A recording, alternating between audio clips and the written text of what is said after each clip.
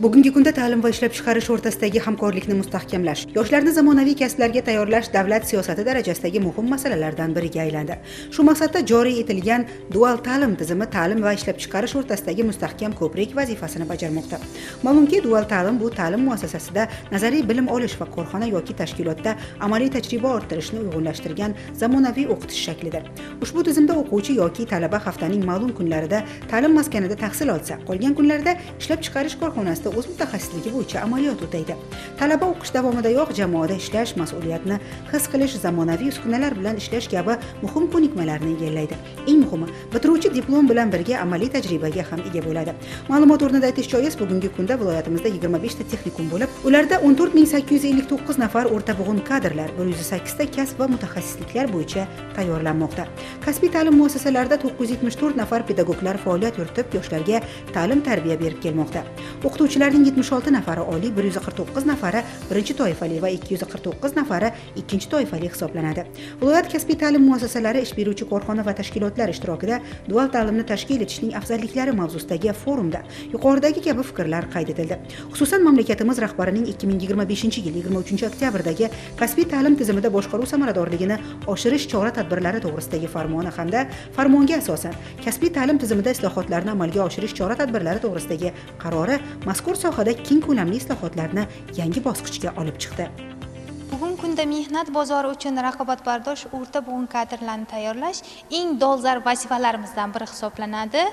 Shu maqsadda kasbiy ta'lim tashkilotlari hamda ish beruvchi korxona tashkilotlari o'rtasida hamkorlikni yanada mustahkamlash, dual ta'lim tizimini joriy etish va rivojlantirish alohida e'tibor qaratilmoqda. Ushbu tizim orqali o'quvchilar nazariy bilim bilan bir qatorda ishlab chiqarish korxonalarida amaliy ko'nikmalarni ham bevosita egallab kelmoqda. Ayni forum doirasida kasbiy ta'lim muassasalari va yirik ish beruvchilar o'rtasida dual ta'lim tizimini tashkil etish bo'yicha hamkorlik shartnomalarini imzolash, ilg'or tajribalarni ommalashtirish, dual ta'lim ulushini oshirish masalalari muhokama qilinmoqda. Bu kabi tashabbuslar ta'lim bilan ishlab chiqarish o'rtasida uzviy bog'liqlikni ta'minlaydi. Qolaversa, muhtaram prezidentimizni 190-sonli hamda 316-sonli farmon qarorlarida belgilangan vazifalar ijrosini o'z vaqtida sifatli ta'minlash, kasbiy ta'lim tizimida boshqaruv samaradorligini oshirish hamda ichki va tashqi mehnat bozori talablariga mos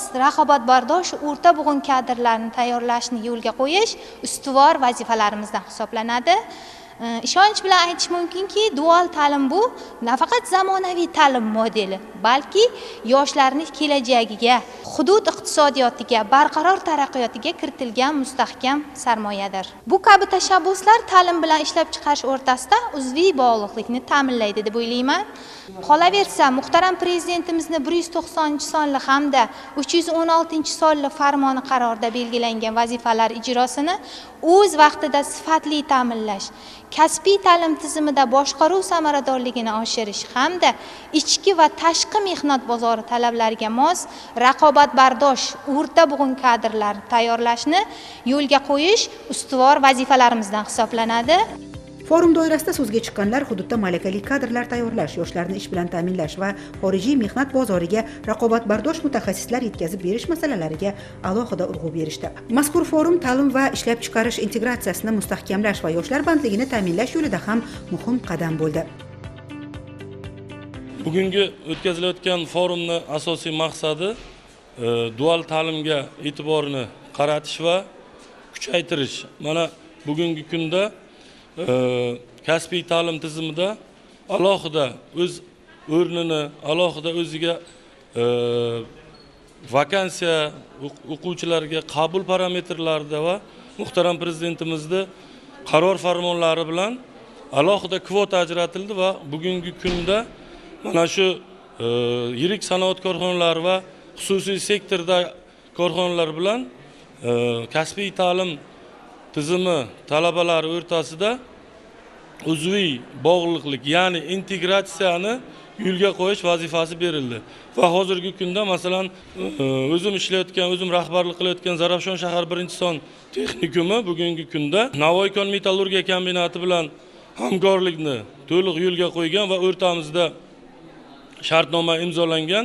Bugungi kunda 56 nafar o'quvchi mana shu markaziy kon boshqarma Zarafshon shahrida Muruntov qo'rg'onida joylashgan korxonalarda o'qib amaliyot, ya'ni 4 kun ish va 2 kun o'qish, ya'ni 4+2 ko'rinishida o'qib ishlab kelmoqda. Buni kelajakdagi rejalarimiz yana kengaytirish. Mana 2025-yil oktyabr 23-da sanasida chiqqan prezidentimizning farmoni 190-sonli farmon bilan bizni tizimda, ya'ni kasbiy ta'lim tizimida alohida vazirlik huzurida agentlik tashkil etildi va shu kunning o'zida 316-sonli prezidentimizning qarori chiqdi va mana shu qarorda ham dual ta'limga alohida kvota belgilandi. Ya'ni o'tgan yilgiga nisbatan kvotani 1 barobarga oshirish va maktab, ya'ni bitiruvchilar 9-sinfda bitiruvchilarini qamrab olish, o'tgan yilga nisbatan qamrab olib 50 mingga yetkazish vazifasi yuklatildi. Shu bo'yicha biz hozirgi vaqtda faqatgina Navoiy kon-metallurgiya kombinati bilan emas, xususiy sektorda joylashgan yirik korxonalar bilan ham hamkorliklarni olib boryapmiz. Kelajakda biz o'ylaymizki, mana shu qaror ijrosi amalga oshiriladi va o'quvchilarimiz ishlab, mana shu jamiyatga, mana shu respublikamizga biz kutayotgan natijalarni beradi deb o'ylayman. Shundan so'ng ishtirokchilar ishlab chiqarish korxonalarida dual ta'lim jarayoni bilan yaqindan tanishish maqsadida yirik korxonalarda bo'lishdi. Forum doirasida mas'ul rahbarlar yirik korxona vakillari tomonidan dual ta'limning nazariyasi va amaliyotni uyg'unlashtirishdagi ahamiyati, mehnat bozori talablariga mos kadrlar tayyorlash masalalari yuzasidan o'zaro fikr almashdilar. Men Qiziltepa tuman 1-son texnikumi direktori sifatida qatnashmoqdaman. Haqiqatan ham o'tgan yili dual ta'limda 2 ta guruh qabul qilgan bo'lsak va uning afzalliklari o'quvchilarimiz tomonidan, ota-onalarimiz tomonidan ko'rilgandan keyin bugungi kunda birinchi kurslarimiz 2 hissa, ya'ni 4 ta guruhimiz dual ta'lim yo'nalishida o'qib kelishmoqda. Dual ta'limda bilamizki, o'quvchilarimiz faqat nazariy emas, borib korxonaga ushlab, ko'rib, his qilib va shu bilan birgalikda ham o'rganib, ham o'qiyotgan ayni davrida, ya'ni 10-11-sinf davrida ish haqqi maosh olayotganligi o'zlaridagi bo'lgan ishonchni ham, ota-onalardagi bo'layotgan xursandchilikka ham hissa qo'shishi, bu bizaga ham o'quvchilarimizni yanada sifatli ta'lim olishiga, kasb o'rganishida yo'l ochmoqda bu. Yaqinda mana shu oktyabr oyida prezidentimiz tomonidan qabul qilingan qaror va farmonda qat'iyan yana dual ta'lim uchun juda ham katta yo'l ochildi. Bu yirik tashkilotlar tomonidan agar dual ta'limda o'qiyotgan o'quvchilarimizni mana shu 2 yil bilamiz, ular amaliyot o'tash davrida 5 nafardan 1 nafarini ham oylik 1 yil davomida oylik to'lasa 7 yil muddatga 5 milliardgacha kredit berilayotganligi bu korxonalar uchun ham bu imtiyoz bo'ldi. Va keyingi o'quv yilidan o'quvchilarimiz mana shu dual ta'limida bazaviy hisoblashda o'sha 1 baravarida stipendiya olishi ham bu o'quvchilarimizni yanada kasb hunarni o'rganishiga katta turtki bo'la oladi deb o'ylayman. Bugungi tadbirda viloyatdagi yirik katta tashkilot korxonalar bilan bir qatorda Yevropadagi hamkor tashkilotlar ham taklif etilgan bo'lib, ularning hozir berayotgan takliflari bizni ham juda ham qiziqtirdi va men bugun Navoiy viloyatidagi katta kompaniyalardan biri Navoiy Tinch tekstil bilan birgalikda memorandum imzoladik va keyingi o'quv yilidan o'quvchilarimizni mana shu dual ta'lim bo'yicha ish o'rinlari ham, kasb o'rganadigan joylari ham aniq bo'ldi. Bu forum bizaga mana shu katta bir ahamiyatga ega bo'lgan tadbirlardan biri bo'ldi. Muxtasar aytganda, dual ta'limni rivojlantirishga bag'ishlangan mazkur forum ta'lim va ishlab chiqarish korxonalari o'rtasidagi hamkorlikni yangi bosqichga olib chiqishda muhim qadam bo'ldi. Ushbu muloqot maydoni orqali sohadagi muammolar va ularning yechimi muhokama qilindi.